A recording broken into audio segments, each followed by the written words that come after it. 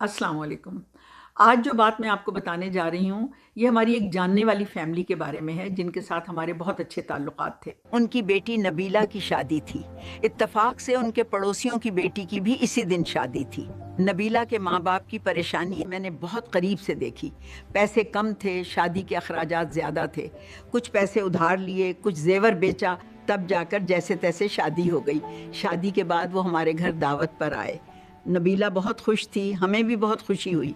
लेकिन चंद महीनों बाद जब वो दोबारा हमारे घर आई तो उसकी जुबान पर बस एक ही तज़किरा था, ससुराल की बुराइयां, कि मेरी सास ने ये कह दिया, मेरी जिठानी ने यूं कर दिया। मैंने और उसकी अम्मी ने उसे बहुत समझाया कि ससुराल ऐसे ही होते हैं, अपनी समझदारी और मोहब्बत से इन्हें अपना बनाना पड़ता है। वो खामोश हो गई। कुछ दिन बाद मैं उनके घर गई।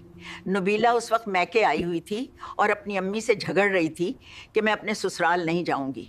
इसी दौरान नबीला की अम्मी ने गुस्से में आकर उसे जोरदार थप्पड़ मारा और कहा, चुपचाप अपने शौहर के साथ चली जाओ, हमारे घर में तुम्हारे लिए कोई जगह नहीं। नबीला रोते रोते अपने शौहर के साथ चली गई। उसके जाने के बाद मैंने वजह पूछी तो नबीला की अम्मी ने रोते हुए बताया, पड़ोसियों की जिस बच्ची की शादी नबीला के साथ हुई थी उसे तलाक हो गई है। क्या वाकई तलाक ही हर मसले का हल होती है? क्या नबीला का फैसला उसकी जिंदगी बदल देगा? इसका जवाब है पार्ट 2 में। नबीला को ससुराल की जिम्मेदारियां उठाना मुश्किल लग रहा था। मैके में तो वो अपनी मर्जी की जिंदगी गुजार रही थी, अब ससुराल में सबके मुताबिक चलना पड़ता था। उसे यही सबसे आसान रास्ता लग रहा था कि तलाक लेकर घर बैठ जाऊं। उसे ये एहसास ही नहीं था कि माँ बाप पहले रिश्ता ढूंढने में, फिर शादी करने में किन किन मुश्किलों से गुजरते हैं, किस किस के घर जाकर कर्ज मांगते हैं और फिर कितने सालों में वो कर्ज उतारते हैं। मैं भारी दिल के साथ अपने घर वापस आ गई। कई दिन तक उसी टेंशन में रही। कुछ अरसे बाद मैं दोबारा उनके घर गई।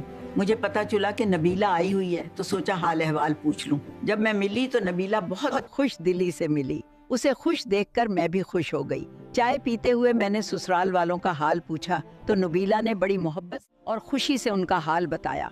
मैं इस तब्दीली पर हैरान रह गई। मेरी हैरत देखकर नबीला ने खुद ही बताया, उस दिन जब अम्मी ने मुझे थप्पड़ मारा था ना, तो मुझे बहुत दुख हुआ था। मैं सारा रास्ता रोती गई थी। मैंने सोच लिया था कि अब कभी अपने मैके नहीं जाऊंगी। नबीला जब ये बातें बता रही थी तो उसके चेहरे पर नदामत साफ नजर आ रही थी। उसने मजीद बताया, मैं पड़ोसियों की लड़की फौजिया से इम्प्रेस थी, जिसे तलाक हो गई थी। मुझे लगता था उसकी ससुराल से भी जान छूट गई और मैके वाले भी कितने अच्छे हैं। फिर मैंने सोचा अब तो ससुराल में ही रहना है, तो क्यों ना उनके साथ अच्छे ताल्लुकात बनाकर रखूं ताकि वक्त अच्छा गुजरे। मैंने गौर किया तो मुझे एहसास हुआ कि मेरे ससुराल वाले इतने बुरे नहीं थे जितना मैं समझती थी। जब मैं उनके साथ अच्छी हुई तो मेरा शौहर भी मेरा ख्याल रखने लगा। वक्त गुजरता रहा, लेकिन बेटियां मैके के बगैर कहाँ रह सकती हैं। अब्बा की तबीयत खराब होने की खबर सुनकर मैं खुद को रोक ना सकी और मैके आ गई।